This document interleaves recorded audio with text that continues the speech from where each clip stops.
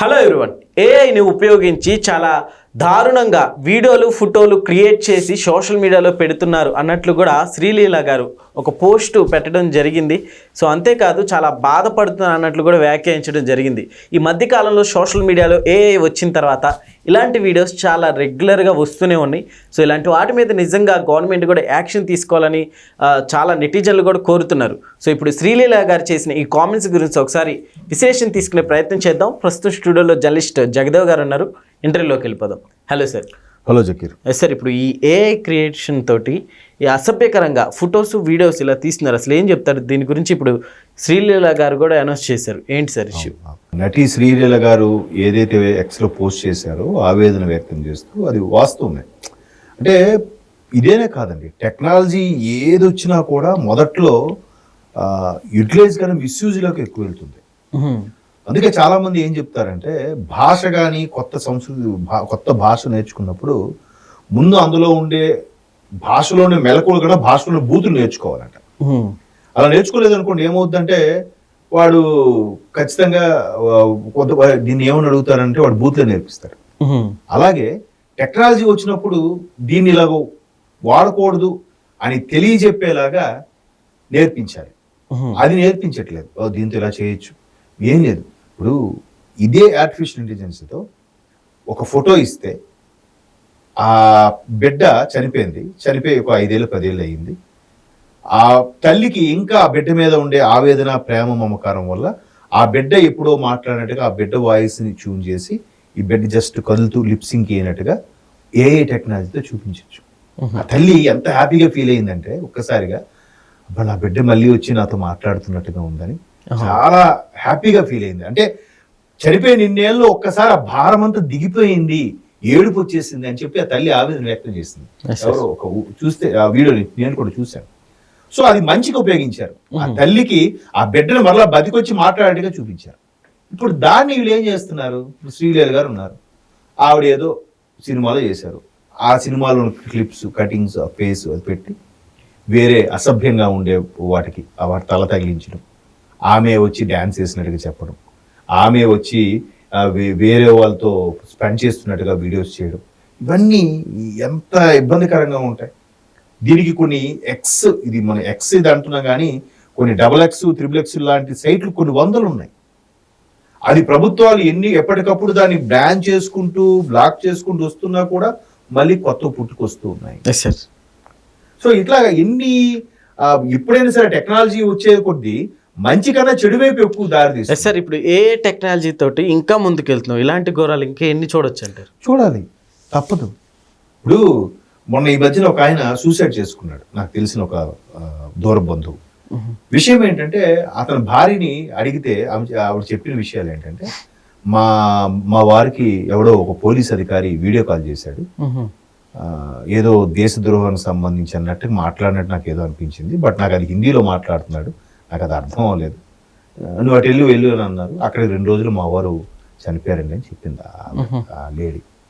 అంటే అది జరిగి సరిగ్గా 2 months తర్వాత మొన్న ఈనాడు పేపర్లో చూశాను, ఇట్లా పోలీసు వాళ్ళు గెటప్తోనే ఆర్టిఫిషియల్ ఇంటెలిజెన్స్తో మీకు కాల్ వస్తుంది, మీరు పలానా దీంతో మీరు బ్యాంకు రావాలి, లేదా పలానా ఇది ముందు మీకు హ్యాక్ అయ్యింది, మీరు నెంబర్ చెప్పండి మేము చెక్ చేస్తామని అడుగుతున్నారు.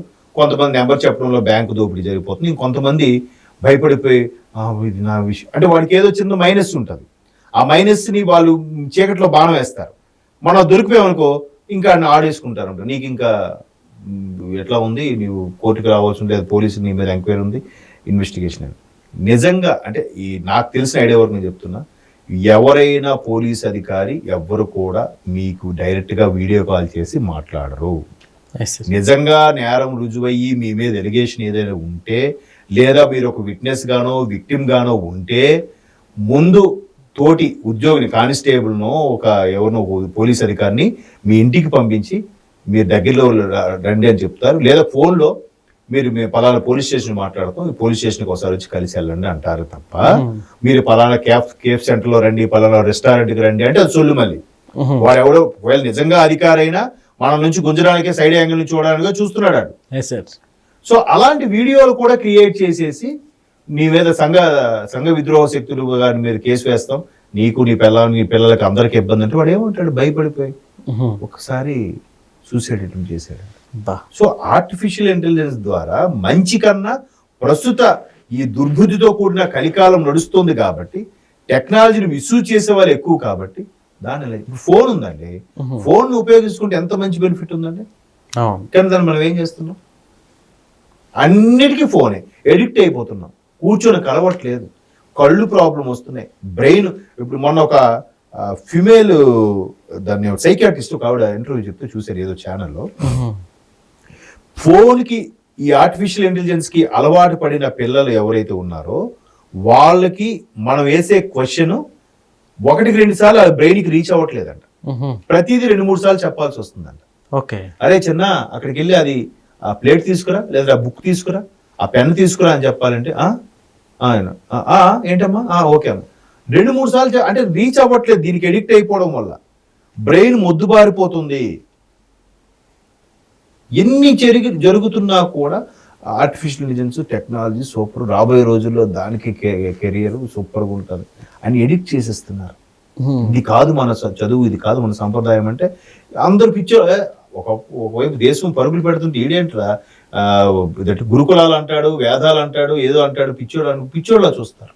కానీ వాడు చెప్పిందే కరెక్ట్ నమ్మరు. లేదంటే టెక్నో స్కూల్స్ అండి, ఈ మధ్యన అదొకటి టెక్నో స్కూల్స్ అంట. అడిగండి 6th క్లాస్ నుంచి ఐఐటి ఫౌండేషన్ అంట. ఐఐటి ఉన్న సీట్లు ఎందుకు ఎంతమందికి వచ్చేస్తుందండి? చిన్న లాజిక్ కదా, ప్రయత్నించవచ్చు.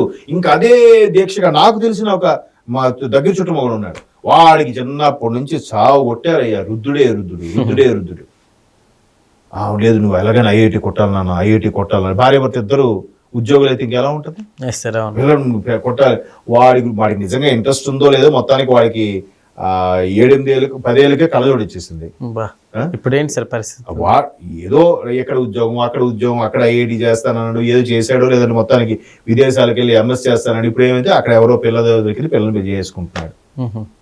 మీ తల్లిదండ్రులు ఎక్కడి నుంచి వెళ్ళారు, కొంతమంది ఆన్ స్క్రీన్ లో చూసి అక్షింతలు వేశారండి. ఇప్పుడు 34 ఏళ్ళకు 35 ఏళ్ళకు స్థిరపడ్డాడు పెళ్లి చేసుకుని. ఏంటి ప్రపంచం, పోటీ ప్రపంచం. మావాడు అమెరికాలో ఉన్నాడండి, మావాడు వెంకటేష్ చెప్తాడు కదా సినిమాలో, అక్కడికి వెళ్ళి నాన్న కారు కొన్నా అని చెప్పి కారు పక్కన ఫోటో దిగి పెట్టచ్చు, బట్ నా చేత్తో ఒక ట్యాబ్లెట్ వేసిన నాన్న ఒంట్లో బాధ ట్యాబ్లెట్ వేసుకుంటే ఆ తృప్తి వేరు. తల్లిదండ్రులు అలా ఉన్నారు. మావాడు కేకండి, మావాడు యూఎస్లో ఉన్నాడండి, మావాడు ఆస్ట్రేలియాలో ఉన్నాడు. ఇది ఎక్కడ గొప్పలు ఇవి? అంటే ఈ ఆర్టిఫిషియల్ ఇంటెలిజెన్స్ వీటితో టెక్నాలజీతో పరుగులు పెడితేనే ఆ పిల్లడు చక్కగా ఉన్నట్టు, లేకపోతే వాడికి ఏం తెలియదండి. ఎంతసేపు ఏదో బలాదురుగా తిరుగుతాడు, ఇక్కడ ఏదో పనులు చేసుకుంటాడు, ఊర్లో ఏదో చేసుకుంటున్నాడు, ఏదో చీపుగా.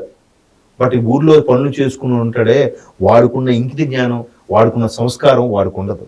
వాడు పాషుడ్, పేరెంట్స్ ఎదురుగా తల్లిదండ్రులు ఎదురుగా కూడా కాలు మీద కాలు వేసుకుని ఫోన్ చూసుకుంటే దగ్గర బిజీ అంట, మాట్లాడుతుంటాడు. సగటు మనిషికి గౌరవం ఇవ్వడం కూడా తెలియదు ఆడికి. ఏం చెప్తాం అలాంటి టెక్నాలజీ? సో శ్రీలీల గారిని కాదు, చాలా మంది హీరోయిన్స్ కి మార్ఫింగ్ చేసి వాళ్ళని రకరకాలుగా సెక్స్ స్కాండల్లో దొరికారన్నట్టుగా మార్ఫింగ్ చేసి చూపించడం, ఆ వీడియోస్ ఏవో పిచ్చి పిచ్చిగా చేయడం చేస్తున్నారు. మారాల్సింది మళ్ళీ నేను ఎప్పుడు చెప్పినా ప్రజలు అంటే మనమే మారాలి. అటు కనిపెట్టిన వాడో ప్రభుత్వాలో అధికారులు మార్చరు, మనం మారాలి. అలాంటివన్నీ చూడడం మానేస్తే వాళ్ళు ఎక్కడ క్రియేట్ చేస్తారు? చేయరు కదా. పిచ్చి పిచ్చి వీడియోలు చేస్తున్నారు కొంతమంది. నిన్న ముందుకు చూశాను, అదేదో శోభనం గదిలో వీడియోస్ చేసుకుంటున్నారు. అంటే శోభనం వెళ్ళే ముందు అవసరమా? కానీ వెంటనే కింద కామెంట్స్, ఇక్కడతో ఆపేస్తారా, నెక్స్ట్ సీన్ కూడా చూపిస్తారా అని పెట్టాడు. అయిపోలే, అదేం వేలం వెర్రి. దానికి ఒక క్రేజు, దానికి ఒక అలాంటివి చూడొద్దు, బ్లాక్ చేయండి అందరూ. ఇంకోటి ఎవరికైనా చెయ్యాలని చెప్తే వేస్ట్, బ్లాక్ వేస్ట్, డబ్బులు రావాలి. ఇది చేసి వైరల్ అయిపోయి వాడికి ఏదో సినిమా అవకాశాలు, సీరియల్ అవకాశాలు వచ్చేస్తే గొప్ప. అట్లా ఉంది. కాబట్టి మారాల్సింది మనమే సార్, చేసేది ఏం లేదు. Okay sir, thank you.